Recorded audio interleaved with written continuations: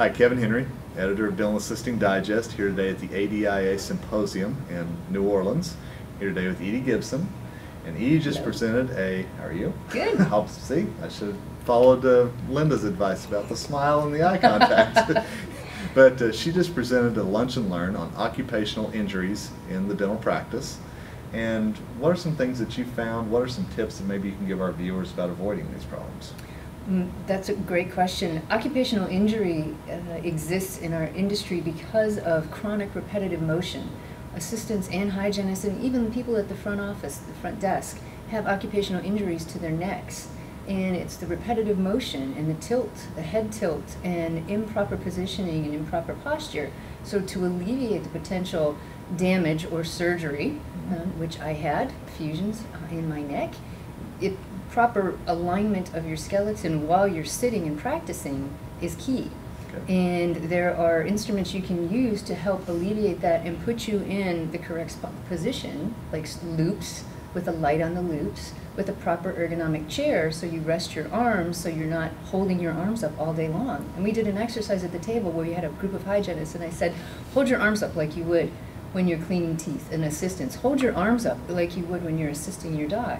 And they held them there, and we held for 5 minutes. And the amount of tension and discomfort was amazing, and it was a pretty good exercise to explain to them and show them how their day-to-day work can affect their body.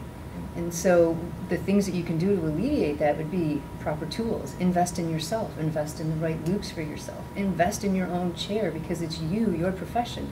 Don't rely on your doc to buy it because it's you, it's your body. Avoid carpal tunnel syndrome as a hygienist or an assistant, and use larger diameter instruments.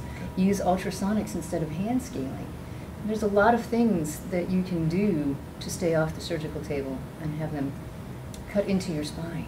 Yeah, we don't want that. We don't want that. And I know a lot of assistants that I've talked to, and hygienists as well, it's almost like a revelation. Wait, if I buy loops or buy a stool or I buy a chair, I can actually take it with me to the next practice. Exactly. And just talk about how important that is. Well, it's interesting you bring that up because that was one of the topics brought up by the hygienist, and she said that her dentist wouldn't invest in loops for her because he'd already bought loops for the last hygienist, and what if she left, and because loops are specific for each person. Mm-hmm. So the conversation went to, well, make the investment in yourself. Own your profession, feel better about yourself, prevent injury, prevent degenerative disc disease, and instead of invest in a new pair of, say, Jimmy Choo shoes, invest in a pair of great loops. Okay. Because you're going to be in your profession a lot longer than those Jimmy Choo shoes are going to last you. That's true. And that was a pretty good analogy, and they loved it. Okay, very nice. And I know that a lot of assistants maybe look at the sticker shock, right off the bat, I kind of buy my own stool, but again, in the long run, it's far better than going through surgery or not being able to practice anymore. Exactly, and we touched on that. And the investment in loops now, I think they range anywhere from $700 to $900, depending on the company or the system that you buy, is going to save you money over the long run because my surgery was over $100,000. So when you offset that and you amateurize out $700 to $900 over the life of your career, I think it's a better investment than $100,000. And if I had known 25 years ago when I started what I know now, I don't think I would have had surgery. And so as an assistant, I think loops are even more crucial because we talked about the reaching up for the light constantly and adjusting the light. If you have your loops with the light on it, the light follows you. So there's no repetitive movement, so you don't have to put instruments down to help adjust the lights for the doc. Nice. That's a good thought. Yeah. All right. Well, thanks for your time. I appreciate it. Thank you.